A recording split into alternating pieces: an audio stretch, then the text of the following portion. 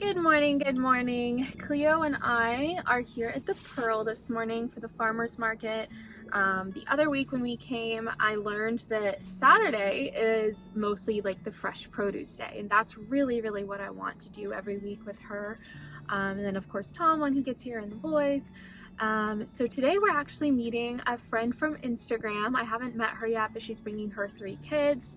I'm super excited to meet her. I just love meeting more people in general, and I'm so thankful that San Antonio is packed with people that I know from online. So it's gonna be really cool. I'm going to do my hair now because I didn't have a chance to do it at home. And it's not able to be worn down, and I think it's a little too crimpy and crazy for a ponytail today. The curls just really aren't working for me. Yeah, see? Because I slept with it up the wrong way. Oh, actually, guys, this might work. I'm just gonna send it. I can't see in this freaking car. I can't wait to get my Durango back. I'm over it. Over it. It's doable. I don't know if I want these down just because they're not really, they don't match. They're not really cooperating here. Anyway, let's go ahead and chat while we're doing this. So we are settling back in from swim week pretty well, and kind of just reestablishing a routine because Cleo is kind of on a new sleep schedule. Just since she is getting older, her sleep windows and awake windows during the daytime are definitely different.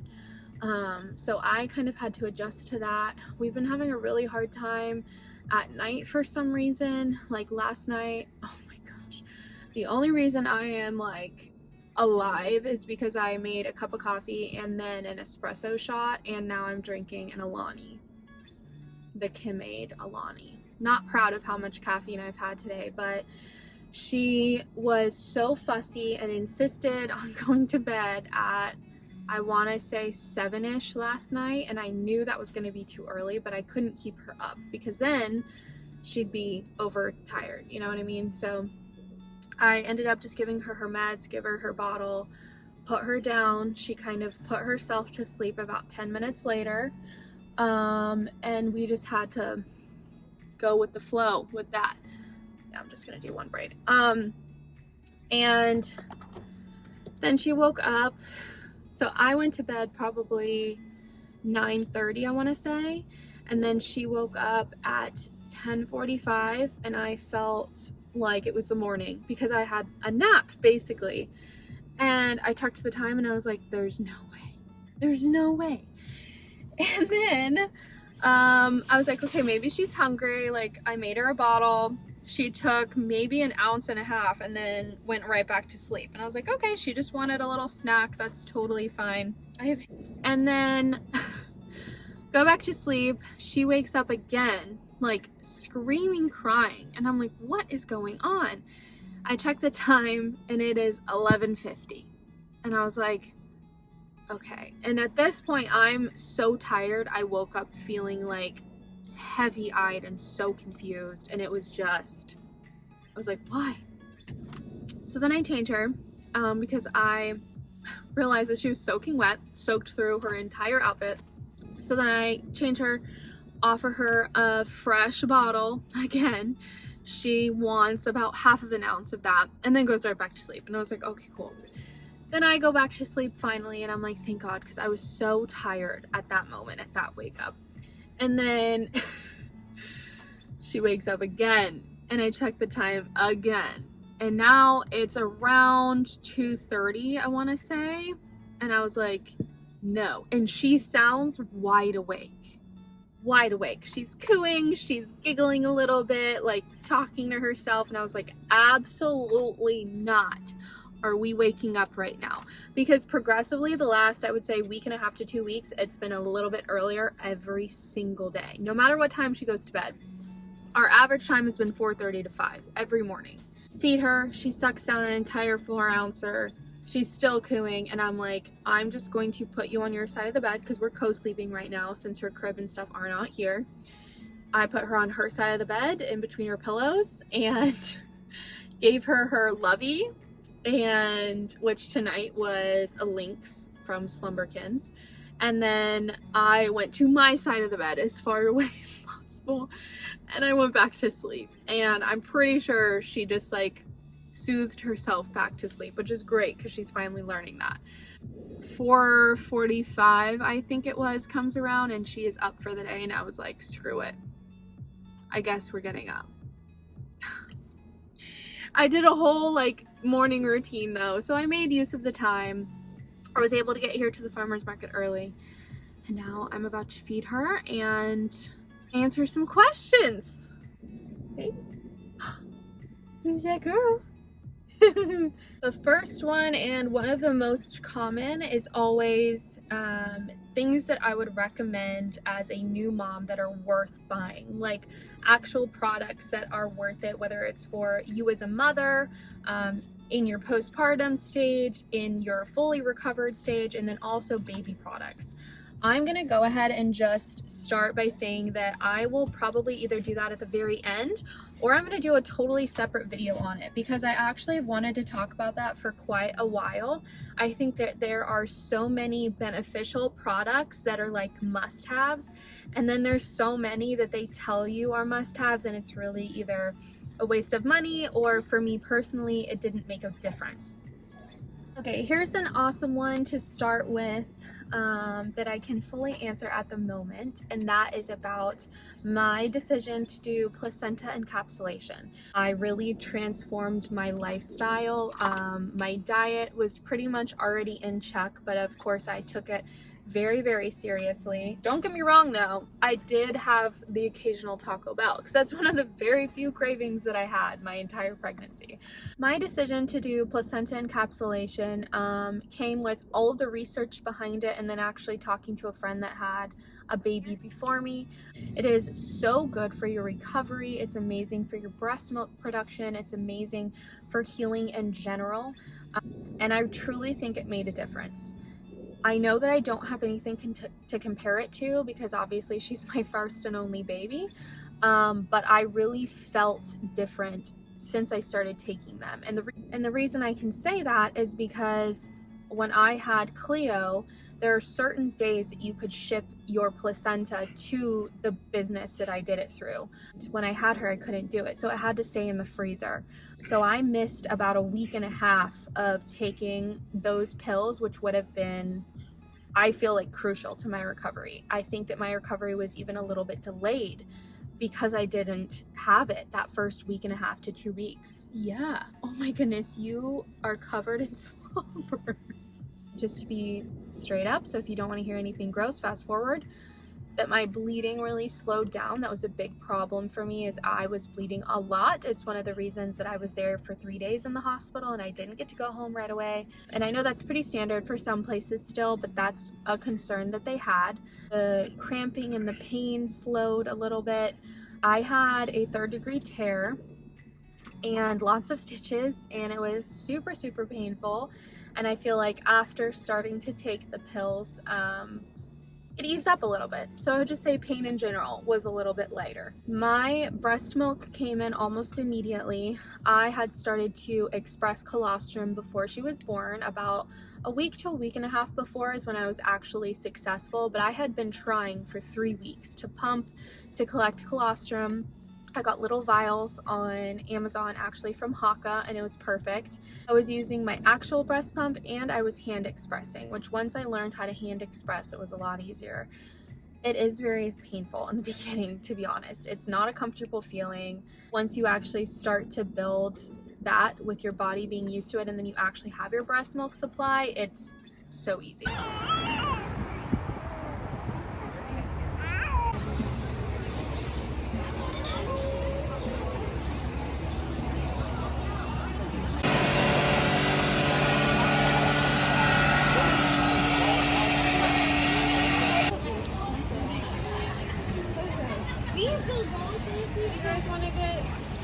We have made it home from the farmer's market. We had the best time. I absolutely love the girl that I finally got to meet in person and her whole family. They are so much fun, so sweet. We like instantly connected. which is honestly pretty hard for me to do, is like naturally click with people, and she felt the same way, so it was so nice. But we wanted to show you guys what we got from the farmer's market. I'm so excited. I love going. Like I mentioned, Saturday is the produce day, so we got some fresh veggies, which I'm very excited about. Some fresh bell peppers. Super excited about that too. I love these, and I love my little reusable bags. Got a cantaloupe for some fruit. Able to have fruit as one of my snacks. I usually stick to berries because of the anti-inflammatory properties, but I didn't see any fresh berries, and I didn't want to get the ones from the store because I just always feel like they're gross. And then of course I got a bunch of juices, and then of course I got my ginger shots and turmeric shots. These are the little shots. They're so awesome. I really want to get into making my own wellness shots as well, so just waiting on the juicer to get here. I got a case of 12 fresh kombucha. They make this themselves, and I just love it. I have the Fredericksburg peach and the blueberry. So one of the next questions that I was asked is about if I struggled with postpartum depression, postpartum anxiety, and just how my postpartum journey was as a whole. I will say this question is kind of hard for me to answer just because I had such a different experience than most people do postpartum. I don't know anyone that had an experience like mine. I don't even know anyone on social media that had an experience like mine. I can talk about the first 6 weeks, and then I will talk about after Cleo was out of the hospital as well. I never struggled with postpartum depression, which I am incredibly thankful for. Depression does run in my family, so I was thinking about that kind of my whole pregnancy, is just like, oh gosh, like I pray and pray and pray that I do not have to struggle with that. I did have the baby blues, and I think that there is a massive difference between the two. Baby blues, it's just a phase. For me, I would say it probably lasted 2 to 3 weeks. I just felt really, really sad, confused about why I felt sad and confused. There were certain things I could pinpoint and certain things I really couldn't, which just made me more frustrated. And for me, when I get frustrated, I get more upset and I cry. And I would just stand in the shower and cry and cry and cry every single day. I had to just go to the bathroom sometimes and sit on the toilet and cry. And then I'd wake up in the middle of the night and just feel terrible. And it sucked. I think that it was a mixture of the just confusion and the hormones that caused the baby blues, and I also think that like part of me was already mourning my past life, which was kind of hard for me to get over initially. Like it was a very quick phase to transition to be a mom. I still mourned a little bit of it. I was dealing with a lot of other stressors at the time. Looking back, now understand that I think I felt a little alone. I felt very overwhelmed and very overstimulated at times. And there are still parts of me that really wish that my labor and delivery was a little different, and that my healing initially was a little different. I really needed extra rest, and I needed time, I think, to be able to do that. It's my story, and it is how it is, and Cleo came into this world beautiful and healthy, and it was very scary at the end, but she's here and everything was fine. And I think just at the time when I was dealing with the baby blues, I was just also trying to process how things went and how it wasn't really what I had expected or what I kind of prepared for, and then afterwards it was a little bit of the same thing. So I think that that really led to the baby blues as well. In terms of anxiety, I don't think I had the typical postpartum anxiety either. Of course, all the things that you hear about happening were definitely on my mind, but I never felt anxious or really worried about them. First couple days was such a huge transition period from the hospital, obviously, and like having her hooked up and like being watched basically 24/7 by somebody and feeling safe and secure in case something did happen. I didn't have that security blanket anymore. So it was just adjusting to like having her sleep next to me and understanding like, is this a choke? Do I need to flip her over? Is she spitting up? Like, can she breathe? Is she Is she still breathing because she's quiet? The things like that. But I adjusted to that probably within the first week of then having issues with my milk production and engorgement led to be a lot worse, you know, because I felt like I was failing her, and I felt like I was failing as a mom, and I was so excited about my breastfeeding journey with her that I felt like I wasn't providing. And I was like, I grew this beautiful tiny human for 9+ months and I can't even feed her, and I don't know how to help her. And like, it was just, sending Tom to get formula that night like crushed me. After that, I just wanted to so badly, and I definitely was anxious about that, like the what ifs and like if it was the right thing. And now after the 6 weeks, we took Cleo home when I was 8 weeks postpartum, maybe 9 weeks. That is when the anxiety kicked in. There was no depression, but the anxiety was through the roof. My baby had the most traumatic thing happen to her and happen to myself and to Tom. And the thought of that happening again after them telling us that it's very probable was absolutely terrifying. That type of anxiety, I have never, like that type of fear and that type of anxiety is something I've never experienced. I felt like I couldn't take my eyes off her. I felt like I couldn't sleep. I think the first night Tom and I were pretty much either awake or in between that weird asleep and awake like planes. It was just brutal. I was scared to let her sleep in her own room. I was scared to like during the day, she slept in her bassinet at night right next to me. I like pulled it as far onto the bed as physically possible. We used her owlet sock that 2 of my friends surprised us with, which was still like the most thoughtful gift in the world. I felt like I had to watch her heart rate and her oxygen levels constantly. And of course she was so tiny that it would malfunction half the time. I know. You can't eat my chin. Do you like this though? Okay. We have moved to the floor because this is where Cleo is happiest. So this is where I will answer the remaining questions that I'm actually not going to cover in this video. However, I am going to go ahead and already film them tomorrow so that I can get them edited and posted for you guys, because I need to give the people what they deserve. And these videos, these questions, like that would just be the perfect time to just give it its own thing. As I mentioned, the very first question that I started with, that's going to be getting its own video on new mama must-haves, new baby must-haves, and things that you can honestly save your money on and avoid purchasing, and why. So I'll give you all my favorites, all my necessities for both, and then what I think is a little overrated and overpriced. Another super common question that I get asked regularly, and then especially with the multiple times I posted this questionnaire, it was asked at least 3 times on each page, was what my postpartum recovery looked like, as well as what I did to speed up the healing process, my nutrition, my diet, any supplements, and then what my workouts were.